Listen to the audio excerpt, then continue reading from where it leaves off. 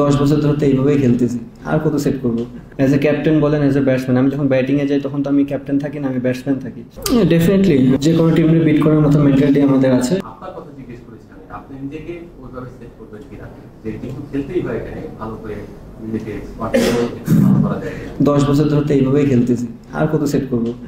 Perform করতে পারতেছি না, দ্যাটস একটা জায়গা আছে যে না কন্টিনিউ পারফর্ম করাটা, ওটা আমি সবসময় চেষ্টা করতেছি। বাট প্র্যাকটিসে কখনো কমতি ছিল না এবং ভবিষ্যতেও থাকবে না। যেটা বলছিলাম, পাকিস্তানে গিয়ে তো সেটা মানে সবগুলো ম্যাচই খেলেছেন, তাদের সাথে আবার খেলবেন, বাট শ্রীলঙ্কার সাথে আপনারা যে পারফর্ম করে আসছেন, তো পার্সপেক্টিভটা একটু চেঞ্জ হয়ে গেছে কিনা, যে এই সিরিজ থেকে তারপরে মাঝখানে যে সময়টা হলো বুস্ট আপ হয়ে গেছে।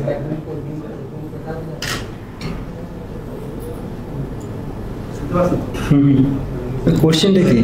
বুস্ট আপ মানে পার্সপেক্টিভটা চেঞ্জ হয়েছে কিনা। পাকিস্তান সিরিজে সেখানে একটা মোরালি ডাউন অবস্থায় ছিলেন, তারপরে আবার শ্রীলঙ্কার বিপক্ষে জেতার পরে আবার সেই পাকিস্তানের বিপক্ষে নামছেন, এখন প্রেক্ষাপটটা একটু বদলে গেছে। প্রেক্ষাপট যখন পাকিস্তানে খেলতে যাই, সেম চিন্তাধারায় ছিল যে আমরা জেতার জন্য খেলবো। আনফর্চুনেটলি আমরা জিততে পারিনি, কিছু মিস্টেক করেছিলাম যে জন্য আমরা রেজাল্ট করতে পারিনি। বাট আমার মনে হয় আমরা শ্রীলঙ্কা সিরিজটা ওভারঅল ফার্স্ট ম্যাচ হারার পরে আমরা ভালো মতনই কাম ব্যাক করেছি।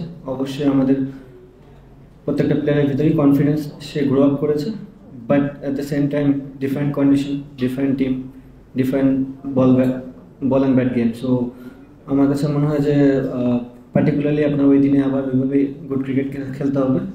কনফিডেন্স লেভেল আপনাকে সাহায্য করবে, but at the same time আপনার কনসেন্ট্রেট লেভেল কেমন আছে ওই জায়গাটা ধরে রাখার জন্য আমার মনে হয় ওইটা বেশি